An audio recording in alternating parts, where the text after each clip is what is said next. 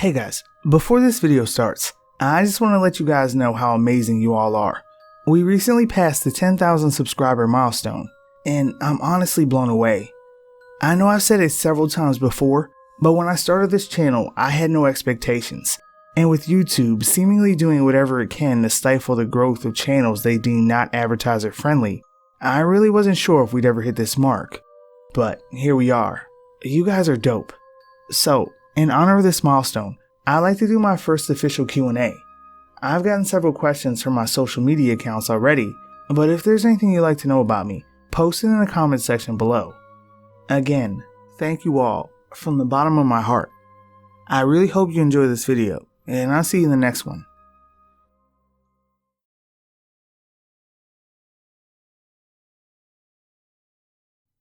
So my husband has been rather down lately due to financial worries, work, and life in general. And Friday night, he went to his father's house and had a bit of a breakdown.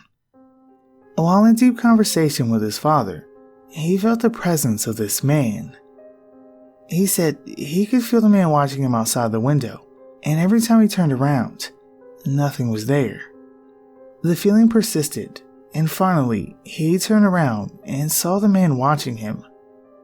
My husband jumped up, and then this cat just jumped in through the window. It was so bizarre. My husband felt like this was the man, and that they needed to get the cat out right away. While this was going on, the Jack Russell that his father owns wouldn't go anywhere near the cat, and just growled from a corner. My husband said that he then saw a vision of this man in his head. The vision was as if my husband was looking on as his younger self. He was in a church and he was sitting on a chair and his mother was kneeling in front of him and explaining that his puppy had died.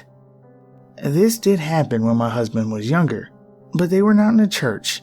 They were in a house they used to live in, which they had found out was built on top where a church once was.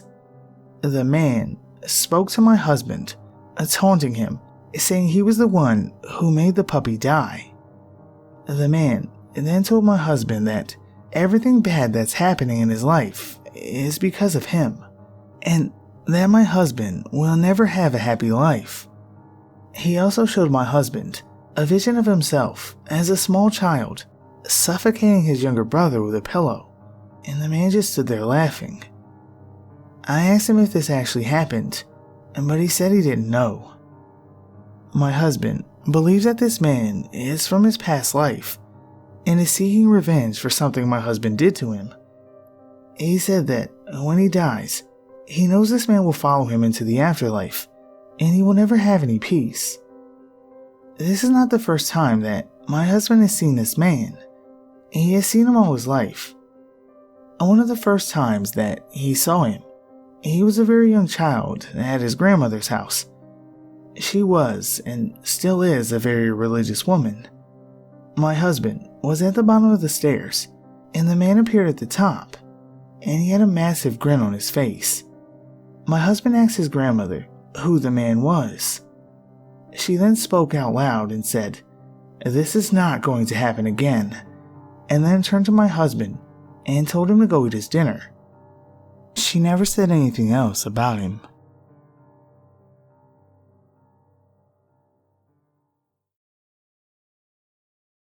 For those who have never heard it, Doors to the Mind is a fun little hypnotic ritual designed to let someone explore a representation of the upper levels of their subconscious that you can do with nothing but two people and a willingness to let it happen. The basic idea is that it's done between a guide and a subject. The subject lays their head on the guide's lap, eyes closed, and the guide helps them into a trance.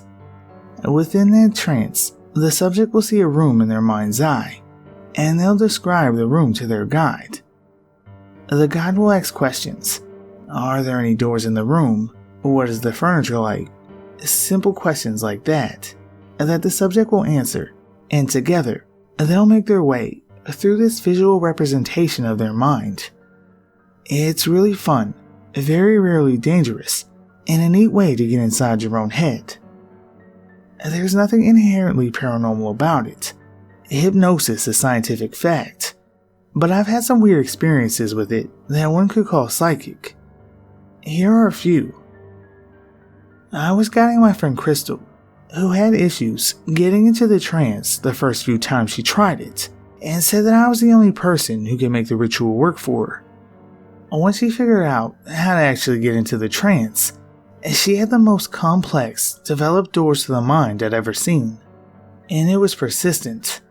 Most of the time, a subject doesn't return to the same location in a different trance, but Crystal always did.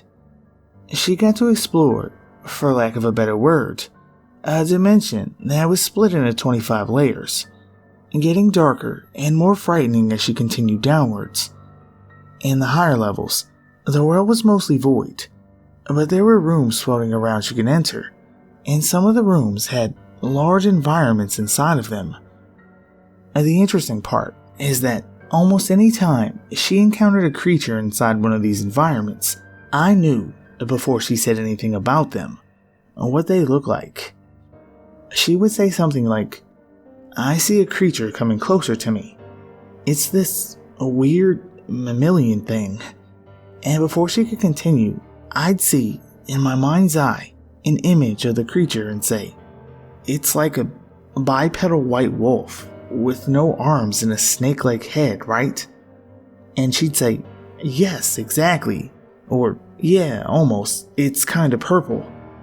The more sessions we did, and the more I wrote down about this world that she got to explore, and the more I could tell what she was looking at in the trance before she could describe it. One time, my sister was the subject, being guided by my friend. She found a book during her experience, and when the guide asked her to open it, she said it was written in a language that doesn't exist on Earth, like with a whole different alphabet. The guide asked her to remember as many of the characters and symbols as she could, so she could write them down for us when she woke up. After her session concluded, she grabbed a pen and paper and wrote out probably close to a dozen symbols. After writing a specific one, she stopped, looked at the group and said, "Oh, I don't like this one." We all looked at it, and sure enough, we all agreed that it just made us all feel weird. She scribbled it out and kept writing. The last one is something that happened in one of my own trances.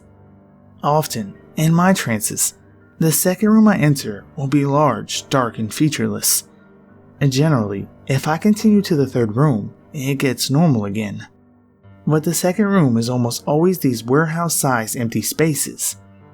One session, the second room, had what I can only describe as an angel at the other end, at least 12 foot tall, robed, floating above the ground, with a deer skull, but forward-facing eye holes for a head, and long matted black hair. I felt like it wanted me to continue towards the end of the room, but my guide was curious about the angel and asked me to do a couple things first. Then he said, "Okay, I want you to turn around and try to go back into the first room." As soon as I began to do it, it reached out an arm toward me and extended it across the room, trying to grab me. I knew that, despite this angel not being malevolent, I knew that I did not want to be grabbed by it, so I snapped myself out of the trance. As soon as I started describing the stuff to the group that I didn't say during the session, one of them being that this angel's hand was less of a hand and more of a three-pronged claw. As soon as I said that, the whole group chimed in with the same variation of, "I was picturing three claws too." Then, at one point, someone called it a demon rather than an angel, and I was washed over with the first righteous rage and then the fear of something much greater than myself. I had to cut them off, saying, "Don't. It doesn't want to be called a demon. It's not a demon." So, those are my experiences. If anyone here has had anything happen with this or similar games or rituals, please tell me. I've been doing this hypnosis for over 3 years now, so I'd love to hear stories of anything similar.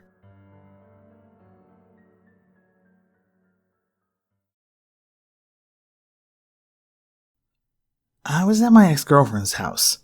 We were chatting and watching a movie. It was nighttime. The lights in the room were off, and we were watching the movie on the laptop. The movie ended. We closed the laptop and started talking. A window was open and bringing in moonlight, street lamp lights, and lights from neighborhood houses. Her room window was at the second floor of a small house. Suddenly, it all went pitch black. So black that it wasn't possible to tell if something was blocking the window or if all the lights just vanished. It lasted 4 or 5 seconds. We were in shock. We both said stuff like, "What the actual fuck was that?" We both have had experiences before, so it was weird, but not like a first time thing. The window was big enough that the only way to block the light would be to put something really big there, like at least 3 feet wide and 3 feet tall. In the moment, my instinct was telling me that something flew on the window, landed, and flew away. But it was pitch black, so I don't know. I know it's not much, but it's interesting.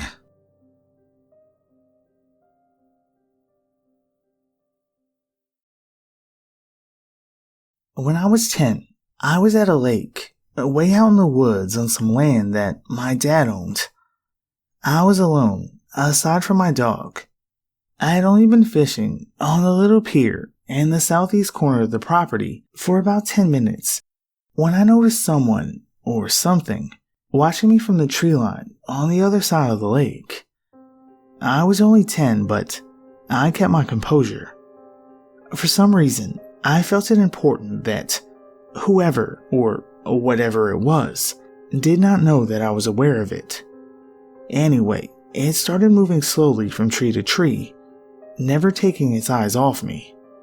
The lake was about 75 yards wide, so I couldn't see any details, but I could tell which way the figure was facing.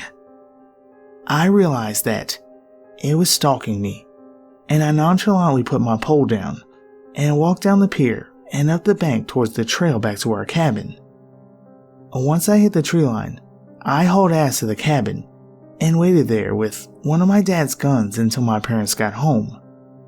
The only witness I had was my dog, and he saw it as well. I know because he was staring intently at the figure while softly growling until I quietly told him to stop. I have no idea who or what it could have been, but I know its intentions were most definitely not good. This took place in southwest Mississippi, near the Alabama border, back in the early 90s. We didn't live there. Our home was in Mobile, but we spent most weekends up there. I know it could have been a person, but the nearest neighbor was a very old couple that lived a few miles away. The closest paved road was a good 15 to 20 minute drive away from our land. Aside from the lake and the open area our cabin was on, the surrounding area was all really thick forest. The figure was extremely tall as well. I have a pretty good memory, especially for details. Also, shortly before I noticed it, I got a very strong, "I'm being watched by something dangerous" feeling. I never felt safe there again, and I was glad when my dad sold it and got a place near Gulf Shores. Anyway, I wish I could have seen more details, but at the same time, I'm glad I didn't.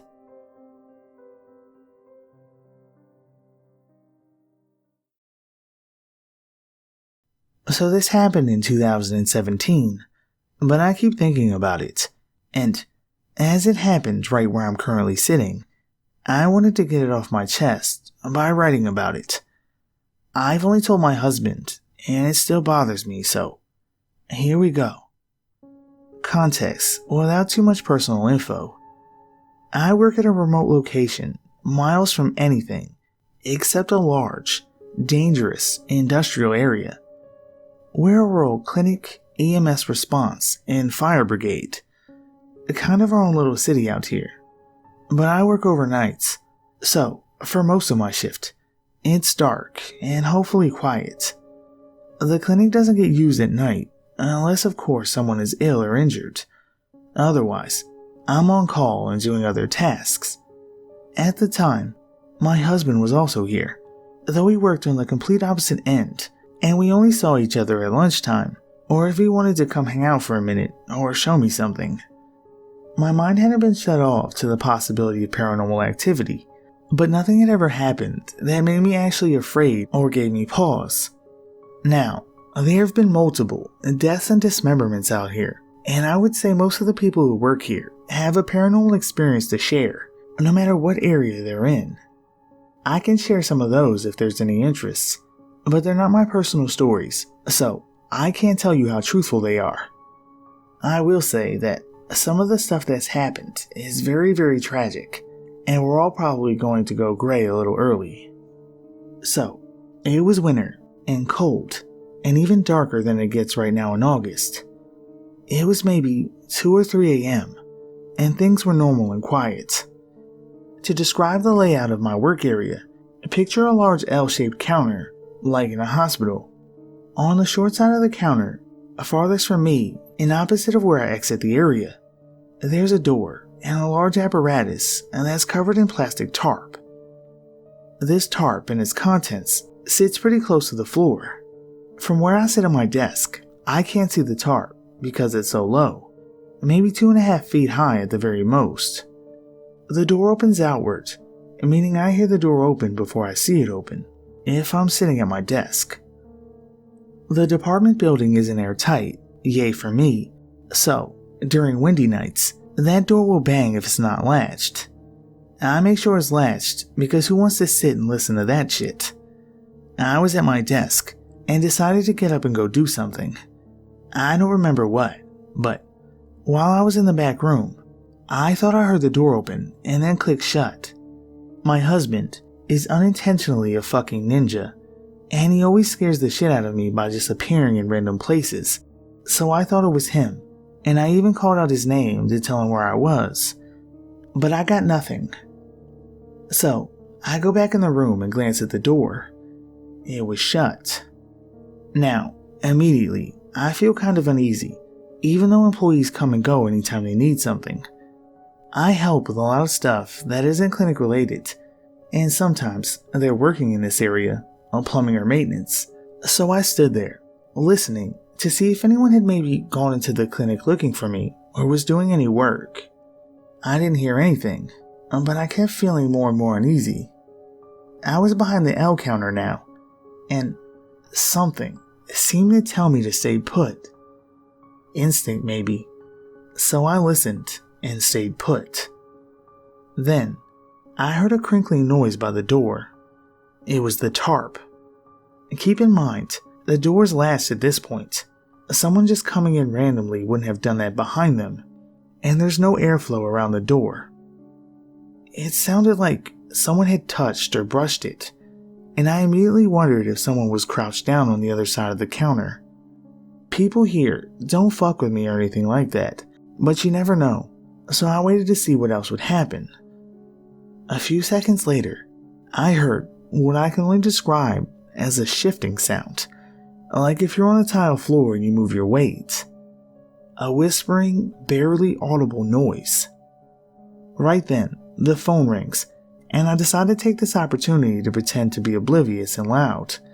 If it's a worker or my husband fucking with me, they'll think I don't know they're there, and no big deal.